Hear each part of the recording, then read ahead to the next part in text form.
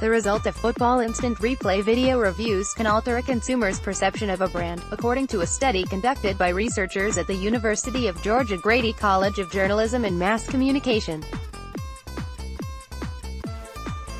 The upcoming Super Bowl, often referred to as the Ad Bowl, provides a variety of advertising opportunities, including when officials pause game action to analyze an instant replay video.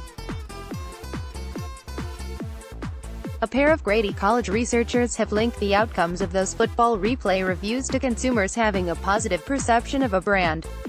Ji-hoon J. Kim, a doctoral student at Grady College, and Joo-hyun Kim, an associate professor of advertising, investigated how the use of advertising in sporting events replay review affected consumer feelings toward sponsored brands. "I watched a tennis game one day and saw the replay system," J. Kim said. "While the video was reviewed live, I saw a brand logo on the screen and thought it was interesting because two groups of fans were watching it. The result of the replay video would make one group happy and the other group unhappy. To untap this psychological phenomenon, they researched the concept of Schadenfreude, a German word for the experience of joy when observing another's misfortune, or in this case, the joy fans have when a referee makes a call that helps their team and hurts the opponent. An advertisement used correctly can have a positive emotional transfer to a consumer," Joo-hyun Kim said.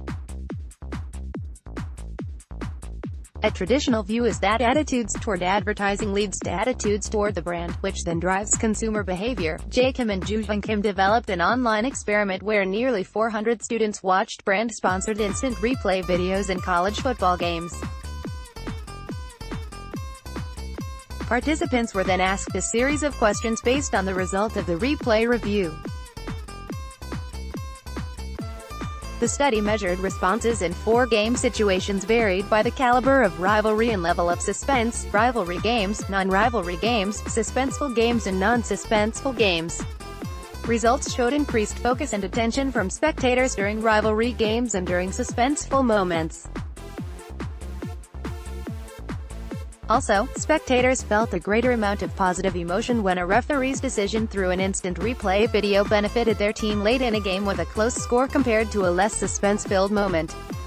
Joo-hyun Kim said the results of this study could lead to a series of exciting advancements for advertisers of sporting events. Advertisers want to be present at the place where their audiences are happy rather than mad.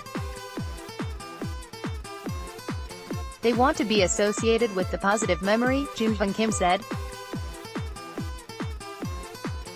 According to Joo-hyun Kim, in the past it was not possible to understand an audience down to the individual level.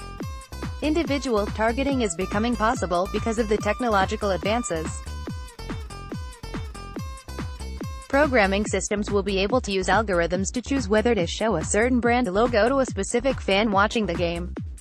The typical broadcast delay of approximately 7 seconds for live streaming sporting events will enable marketers to tailor the brand logo to match the happy fan. In an international competition, such as FIFA World Cup or Wimbledon Championships, sponsoring brands could use geographical information to decide whether their ads should be used with a nerve based on whether the outcome benefits a particular team or player.